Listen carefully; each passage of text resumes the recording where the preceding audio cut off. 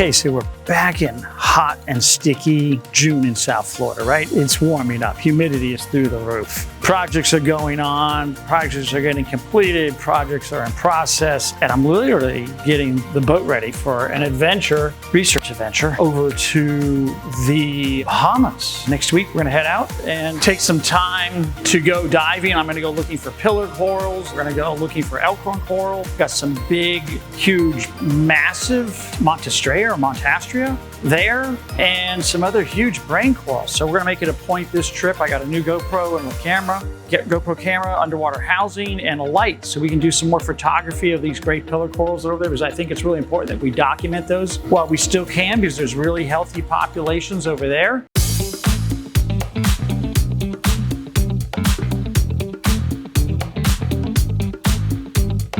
Like anything, you know, the boat needs maintenance too. Aquariums need maintenance, aquariums need care. And it all goes back into the original equipment, the installation and the setup, and then the strength and durability of the systems that you design and build. I know that we've got 3 different installs going on now coming into July. We'll complete up this particular project over here in Boca Raton. Buddy's staged everything out. You've got your water-cooled chiller, you got your vent fans, all of your lighting systems. He's already preset the 5 radions on the rail and wired those all up. You've got a couple of Deltec water pumps there with 1.5-inch wide check valve discharges to some of these spear valves. You got a UV bypass here for a 57-watt aqua ultraviolet UV, and you can adjust, you can isolate this to change the bulb, deal with the housing, you can adjust the flow through the unit. He's got dose systems here on pre-mounted up here. He's got the drivers for the 5 lights pre-mounted on a board. So when we get to the job site,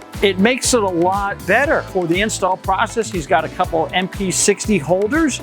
These are really neat, cool devices that we print out on the 3D printer. So these will hold the dry end of the MP60 on the ends of this particular aquarium that we installed, I think about 3 or 4 months ago now.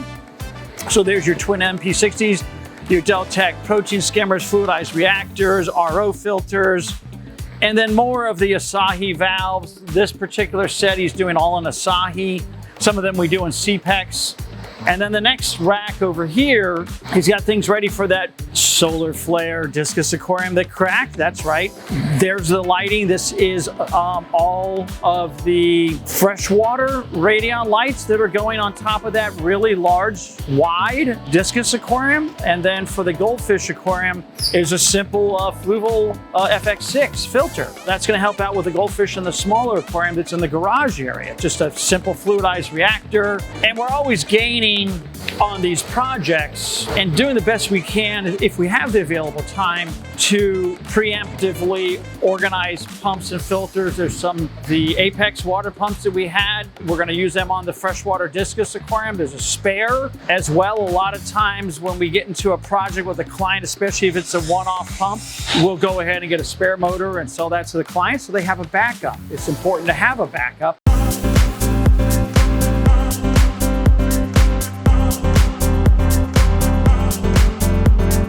And then let's go back in the coral lab, and then we'll hit the jellyfish lab as well. This one needs a little cleaning on the windows, but beyond that, you know, it's really important to recognize that housing corals and keeping the animals together, we added more fish to all of the systems. There's more food going now in because there's more fish in all the systems. That's giving us a proper nitrate phosphate profile of nutrients for the corals to grow, because corals need nutrients, they need food, and feeding the fish results in the fish basically pooping in the aquarium and giving off a nitrogen source, which converts obviously to ammonia and to nitrate, which feeds the aquarium in a stable environment. I think the same is applicable with jellyfish, but in a little bit of a different realm. So if you come back into the jelly lab, even here now, I know that they were working here, they washed the floor out today and cleaning things up. Again, maintenance is really paramount to the success of every aquarium. And you look at the jellyfish, really great production. They look really good, they're super healthy,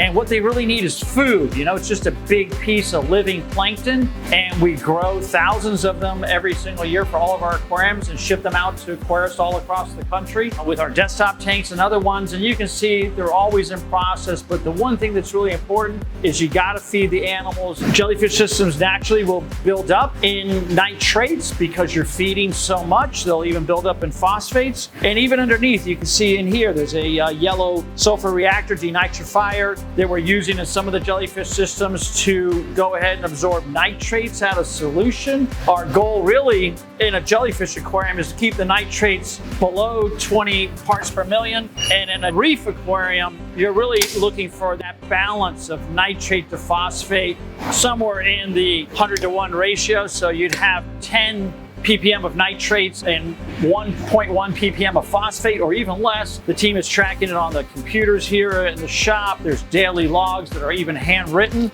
on what's going on, and all that data goes into the computer, into our database, and gets tracked and monitored within our whole entire team. And including even in this lab, which was the original lab we put in, you got a lot of softies, you got some stonies in here, more fish and available critters, bubble anemones, just lots of things that go on. But it all goes back to the same basis. A solid installation equals solid results long term.